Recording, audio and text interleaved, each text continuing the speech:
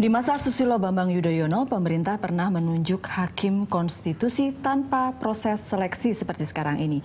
Akibatnya, keputusan tadi menerbitkan penolakan dari sejumlah lembaga swadaya masyarakat.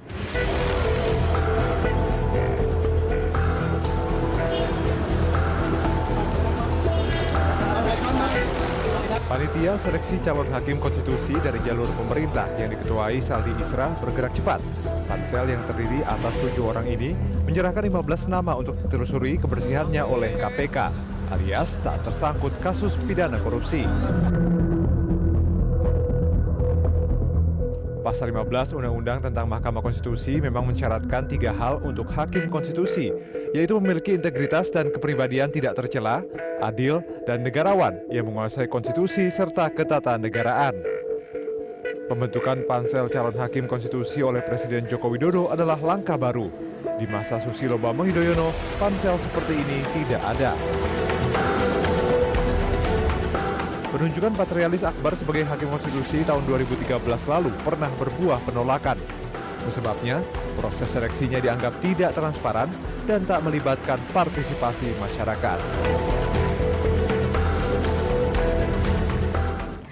Mas Refli, harus semua yang mau jadi hakim konstitusi dari pemerintah ya sekarang ini ya ikut seleksi di pansel. Bagaimana dengan Pak Hamdan? Incumbent kita bilang. Ya, pansel kan menyatakan bahwa semua pihak ya, mau incumbent yang baru mendaftar itu diberlakukan sama. Jadi equality before the pansel ya. Equality before the pansel. Ya. Jadi semua di depan pansel sama. Artinya karena penolakan memang itu ada akibatnya dong untuk ikut tahapan seleksi. Jadi begini, kita kan tidak menganggap bahwa penolakan itu kemudian menjadi sesuatu yang membuat pansel kemudian menjadi bagaimana. Yang paling penting adalah dikembalikan kepada yang bersangkutan dan kemudian kalau mau mengikuti tahap seleksi, maka kemudian seleksinya seperti yang sudah saya sebutkan. Jadi memang bisa didaftarkan dan kebetulan memang memang Pak Hamdan ini didaftarkan oleh Setara Institut Imparsial. Jadi ada beberapa organisasi yang menganggap bahwa selama masa kepemimpinan Pak Hamdan, MK berhasil. Itu penilaian dari kelompok yang mendaftarkan. Dan tentu kita akomodasi kan, lalu kemudian kita tanya kesediaan yang bersangkutan. Nah, kalau yang bersangkutan bersedia, ya maka kemudian kan stepnya adalah harus mengikuti tahap-tahap seleksi. Yang bersangkutan dicalonkan, lalu kemudian sekretariat mengkonfirmasi. Kita kan punya kode etik, jadi kita tidak berhubungan dengan calon. Sekretariat yang mengkonfirmasi, menelepon, lalu kemudian sudah dikatakan ya. Intinya kita menyatakan dapat laporan iya. Oke. Ya. Kalaupun akhirnya menjadi tidak, ya itu barangkali ada pertimbangan-pertimbangan lain. Begitu. Sayang nggak Bang Don ya? Ya sebetulnya bukan saja disayangkan, tapi juga disesalkan ya.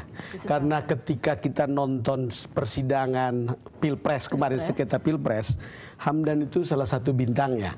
Dan saya kira sudah benar pansel melakukan membuat sikap harus diperlakukan sama di depan pansel. Jadi tidak ada yang diistimewakan mau bekas ketua MK, mau punya kinerja apa. Kalau sudah ditentukan seperti itu ya layak untuk diikutkan begitu. Dan yang menjadi persoalan bagi saya sebetulnya pertanyaannya adalah ketika taruhlah konstituen atau kelompok-kelompok masyarakat yang cukup kredibel untuk mengendorse dukungan itu, lalu kemudian disia-siakan oleh Pak Hamdan Zulfa, menurut saya ya itulah yang saya bilang tadi bisa disesalkan. Tapi saya nggak tahu apakah takut pansel kayak Refli atau bukan gitu. Itu juga kita nggak tahu itu ceritanya.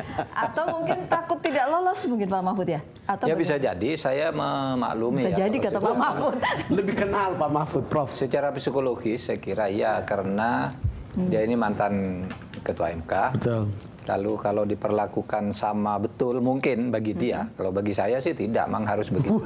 Tapi mungkin bagi dia, gimana kalau saya nanti tidak lolos dibandingkan dengan yang baru.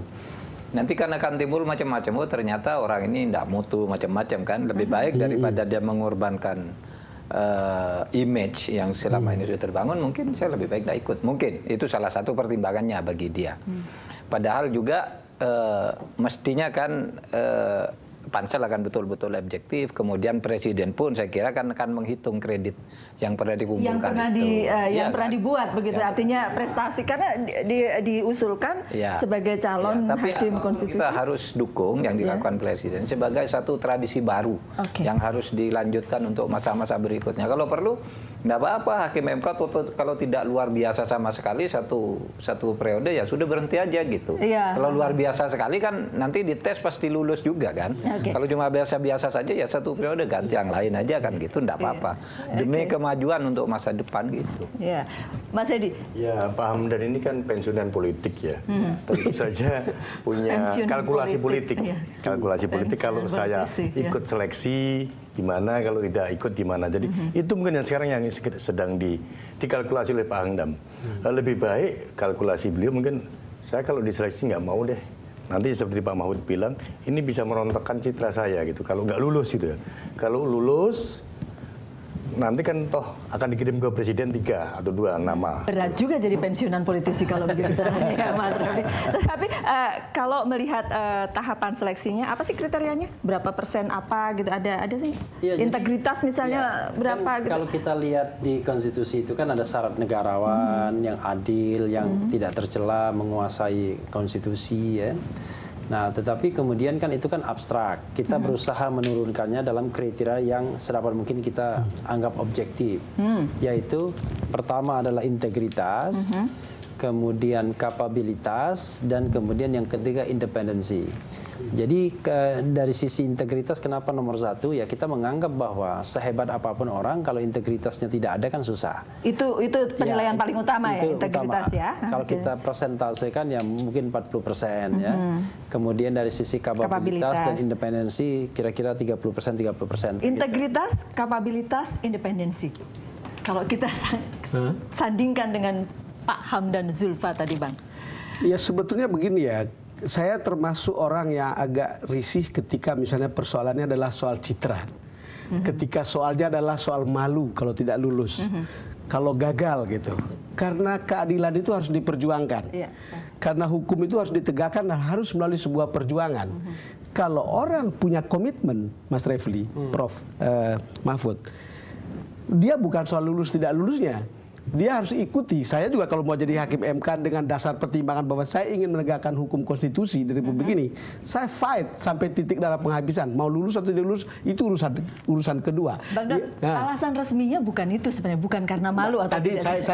Saya merasa pasti tidak begitu alasannya. Tapi seperti dikatakan Prof. Mahfud tadi, menurut saya ada benarnya juga. Tetapi kan kalau saya jadi Pak Hamdan Zulfa, saya kan sudah punya track record sebetulnya.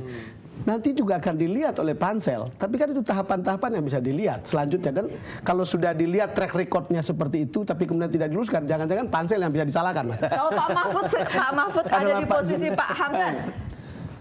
Ya, kalau saya di posisi Pak Hamdan, saya kira memang lebih baik maju ya. Karena apa? Karena yang dulu pun kan tidak melalui seleksi yang terbuka juga zaman Pak Hamdan itu, sehingga sekarang ditunjukkan aja kepada publik saya berani kok ikut gitu. Kalau memang masih mau ya, tapi kalau memang tidak mau seharusnya bilang aja saya sudah selesai, tidak usah bilang saya kalau mau dipilih mau, kan tidak usah begitu. Kalau memang tidak mau ya tidak mau gitu.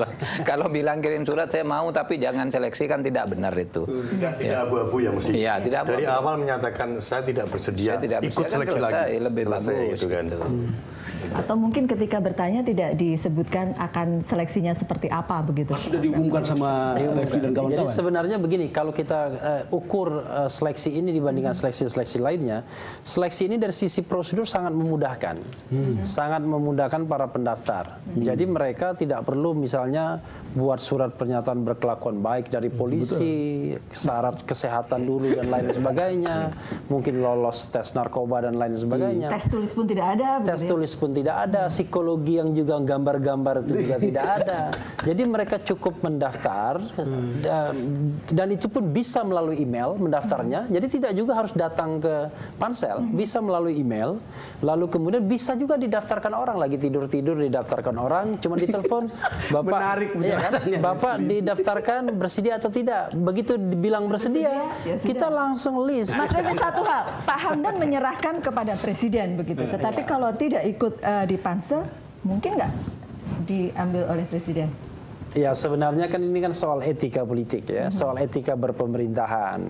Kalau kita bicara kewenangan, ini kan kewenangan Presiden. Tetapi kalau seandainya Presiden memiliki pertimbangan bisa mengajukan kembali, ya berarti tidak perlu kita bikin pansel. Oh, jadi ngapain bikin pansel kalau kemudian yang tidak ikut seleksi diloloskan gitu ya? Buat apa bikin pansel? Kan biayanya juga tidak sedikit begitu. Iya, kita akan bahas lebih lanjut tentang calon-calon hakim konstitusi ini sesaat lagi.